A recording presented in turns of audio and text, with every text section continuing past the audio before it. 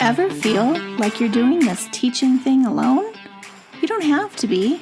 Shared teaching is all about sharing the workload through the power of collaboration and teamwork. Together, we'll walk through all the difficult parts of teaching and learn how to streamline our processes, fine-tune our time management, and develop a more manageable workload. If that sounds like a dream come true to you, then welcome to the Shared Teaching Podcast. Let's share in the teaching to make those dreams a reality. Now here's today's Shared Teaching.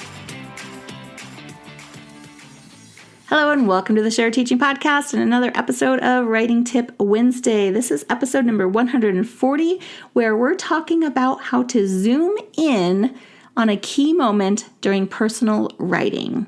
So I really want to focus on this really powerful strategy for your students, which is zooming in on this moment. And when I talk about zooming in, I'm talking about teaching your students to kind of slow down and give it extra attention to the most important or exciting part of their story. A lot of times, your students write personal narratives where they're rushing from one event to the next, and they're just very surface level.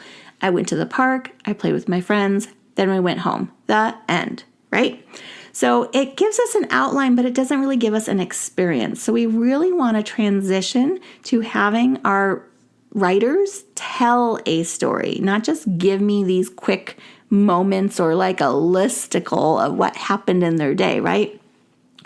We really want to help them identify key moments in their story. And these are usually the parts where something exciting, emotional, or meaningful happens.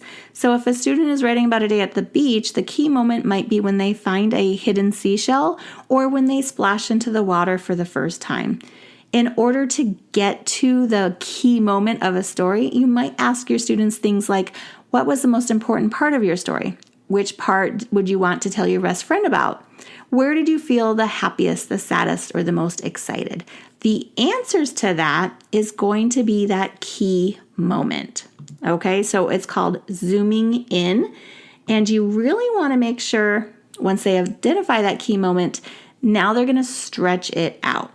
This is where we add details to make that moment really come to life. And this is thinking of their senses, what they saw, heard, felt, or even what they might have smelled or tasted in that moment. So let's say a student is writing about scoring a soccer goal. They might just say, I kicked the ball and scored a goal.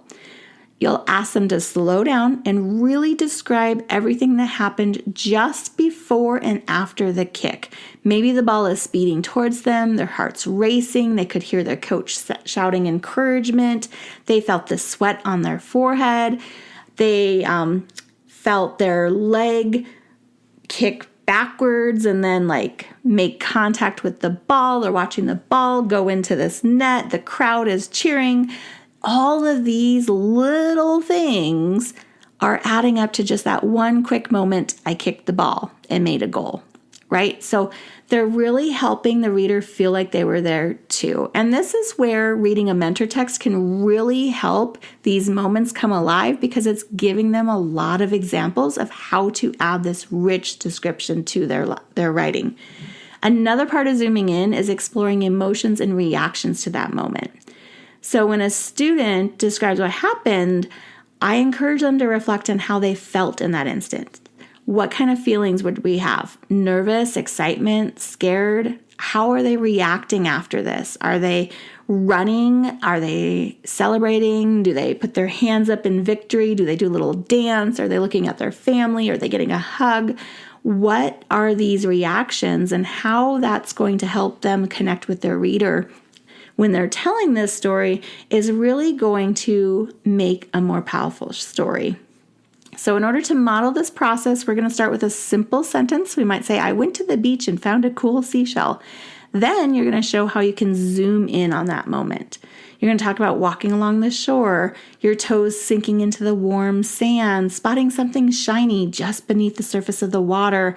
My heart skips a beat. I'm bending down. I'm brushing away the sand. Oh, and I pick it up, and there's this beautiful seashell glistening with the sand in my hand, right? And maybe I hold it up to the if it's a large seashell and I'm listening for the hum of the ocean that I heard that people can hear inside the seashell. Modeling this kind of descriptive writing is really going to show students how you can zoom in and add so much color and experience to their narratives. So this is just a fantastic way to help your students add depth and detail to their personal narratives.